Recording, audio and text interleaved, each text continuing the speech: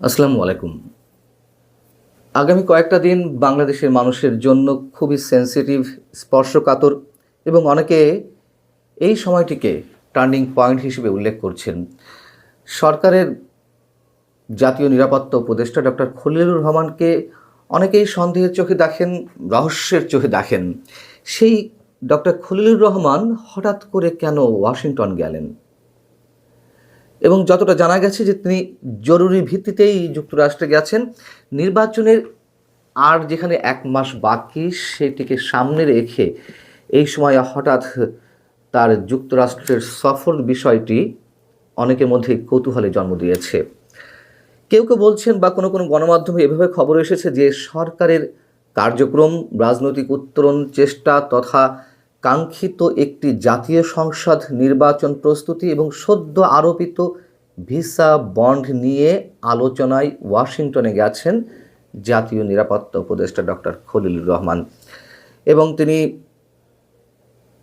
বুধবার বিকালেই দুবাইগামী একটি ফ্লাইটে ঢাকা ছেড়েছেন। এখানে একটু জানিয়ে রাখি, তার সফর সম্পর্কে অফিস আদেশে যেটি বলা হয়েছে, সরকারি অফিস আদেশ, সেখানে লেখা আছে যে তিনি একই সঙ্গে যুক্তরাষ্ট্র এবং আরব আমিরাত সফর করবেন। সফরের সময়সূচি সম্পর্কে বলা হয়েছে ৮ থেকে ১২ই জানুয়ারি। প্রশ্ন হচ্ছে যে তিনি একই সঙ্গে আবার আরব আমিরাত কেন সফর করবেন?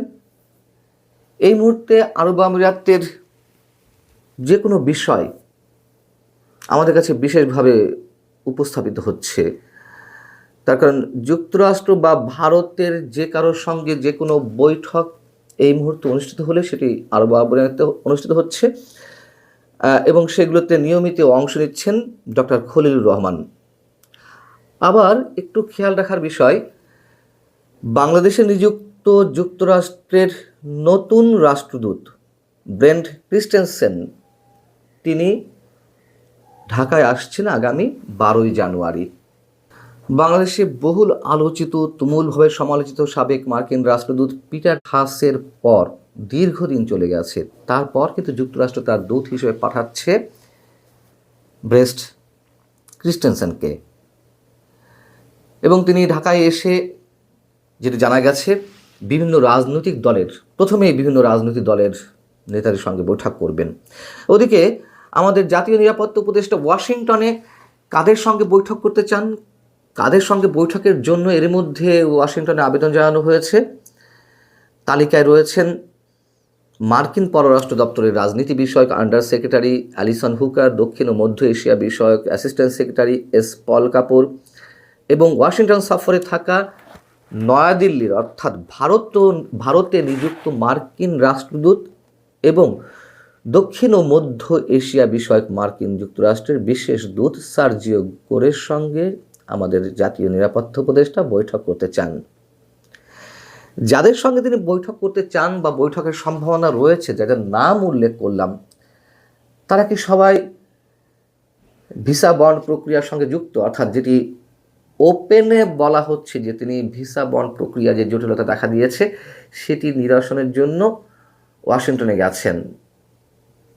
এই যে ব্যক্তিগুলোর নাম বললাম, তারা কি এইসব বিষয়ের সঙ্গে জড়িত, নাকি এই দক্ষিণ বা মধ্য এশিয়ায় বিশেষ রাজনৈতিক প্রক্রিয়া বা পরিকল্পনার সঙ্গে এই মানুষগুলো জড়িত? একই সঙ্গে আমি একটু পল কাপুর সম্পর্কে বলতে চাই, যিনি দক্ষিণ এশিয়া বিষয়ক মার্কিন আন্ডার সেক্রেটারি দায়িত্ব পালন করেছেন। তার জায়গায় স্থলাভিষিক্ত হয়েছেন পল কাপুর। এই পল কাপুর দক্ষিণ এশিয়ায় বিশেষ করে পাকিস্তানের জঙ্গিবাদ বিষয়ে যথেষ্ট গবেষণা করেছেন, যথেষ্ট পড়াশোনা তার, এটুকুই ইঙ্গিত দিয়ে রাখলাম। এখন ভিসা বন্ডের তালিকায় বাংলাদেশের নাম যুক্ত হয়েছে, এটি খুবই একটা দুশ্চিন্তার বিষয় বাংলাদেশের মানুষের জন্য। ভিসা বন্ড সম্পর্কে একটু বলে রাখি, তারপর আবার ডক্টর খলিলুর রহমান সম্পর্কে আসছি। ভিসা বন্ড হলো এক ধরনের আর্থিক নিশ্চয়তা। আপনারা এর মধ্যে জেনে গেছেন, যারা এই বিষয়ে এর মধ্যে আগ্রহী হয়ে উঠেছেন, কিছু নির্দিষ্ট কিছু দেশের ক্ষেত্রে বিদেশি নাগরিকদের সাময়িক ভিসা দেওয়ার আগে এমন জামানত বা নিশ্চয়তার কথা বলা হচ্ছে, যেন তারা ভিসার শর্ত, বিশেষ করে যে কয়দিনে ভিসা পাওয়া যায় তার সময়সীমা মেনে চলতে পারেন যে কেউ। এবং প্রতি বছর যুক্তরাষ্ট্র বাংলাদেশের হাজারো শিক্ষার্থী কিংবা পর্যটক এবং কর্মীকে অস্থায়ী নন ইমিগ্রেন্ট ভিসা দেয়। এসব ভিসার মেয়াদ কয়েক সপ্তাহ থেকে কয়েক বছরও হতে পারে, শুধু বাংলাদেশ নয়, আমি অন্য দেশের ক্ষেত্রেও বলছি। তো কোনো নন ইমিগ্রান্ট ভিসাদারি অনুমোদিত সময়ের চেয়ে যদি বেশি সময় যুক্তরাষ্ট্রে থাকেন, সেটিকে ওভার স্টে হিসেবে চিহ্নিত করা হয় এবং এই আওতায় যারা পড়বেন তাদেরকে ওই জামানতের টাকা জরিমানা হিসেবে দিতে হবে বা কেটে রাখা হবে। তো কোন মুহূর্তে বাংলাদেশের নাম এই তালিকায় ঢুকলো? যখন কিনা বাংলাদেশ সহ বিভিন্ন রাষ্ট্রের উপরে যুক্তরাষ্ট্রে যে অতিরিক্ত শুল্ক আরোপ করা হয়েছে, সেই বিষয়টির সমাধান হয়নি এখনো পর্যন্ত, ঝুলে রয়েছে।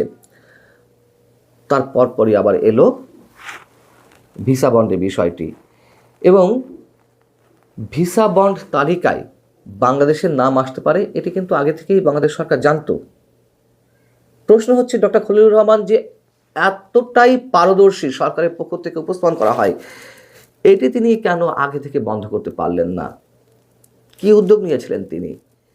এবং একই সঙ্গে প্রশ্ন যে এত পরিকর্মা লোক বিদেশ থেকে ভাড়া করা আনা হলো, মার্কিন নাগরিক, তার যুক্তরাষ্ট্রের পাসপোর্ট রয়েছে, সেই ব্যক্তি গত 15-16 মাসে কি করতে পেরেছেন? ঢোল তো পেটানো হচ্ছিল সরকারের পক্ষ থেকে, সরকারের প্রেস উইংয়ের পক্ষ থেকে, যে রোহিঙ্গাদের সব নাকি ফিরিয়ে দেওয়া হবে, বাংলাদেশ থেকে সব খালি করে দেওয়া হবে। কি করেছে? আর শুল্ক আরোপের বিষয়টি তো বললাম যে এখনো ঝুলে আছে। এবার শেষ করব যে এই যে ভিসা বন্ড তালিকায় আর কোন কোন রাষ্ট্রের নাম রয়েছে, শুধু খেয়াল করুন যে আমরা কোথায় অবস্থান করছি, যুক্তরাষ্ট্রের কাছে। এবং এই সরকারের সময়, যেখানে ডক্টর মোহাম্মদ ইউনূস নাকি সারা বিশ্বের সব বড় বড় মানুষের সঙ্গে, রাষ্ট্রপ্রধান, সরকার প্রধান, সব বিশিষ্ট ব্যক্তির সঙ্গে তার বোঝাপড়া ওঠাপড়া, তিনি এলে কি না কি হয়ে যাবে এমনটা মনে করা হয়েছিল। 38টি দেশ এখনো পর্যন্ত এই তালিকায় অন্তর্ভুক্ত হয়েছে, যার মধ্যে বাংলাদেশে রয়েছে। এই তালিকায় আর কারা রয়েছে? Algeria, Angola, Antigua and Barbuda, Benin, Bhutan, Botswana, Burundi, Cape Verde, মধ্য আফ্রিকা প্রজাতন্ত্র, Ivory Coast, Cuba, Djibouti, Dominica, Fiji, Gabon, Gambia, Guinea, Kyrgyzstan, Malawi, Mauritania, Senegal, এরকম আরও কিছু রাষ্ট্র। বোঝা যাচ্ছে যে কোন তালিকায় আমরা পড়েছি। সবশেষ প্রশ্ন হচ্ছে যে আসলে কেন গেছেন ডক্টর খলিলুর রহমান এই মুহূর্তে যুক্তরাষ্ট্রে? কিসের বোঝাপড়া করতে গেছেন? কি বার্তা নিয়ে তিনি ফিরবেন ডক্টর ইউনূসের কাছে? কি পরিকল্পনা রয়েছে আগামী নির্বাচন নিয়ে?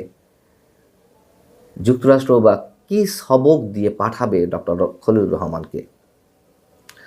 ভালো থাকুন সবাই। আল্লাহ হাফেজ।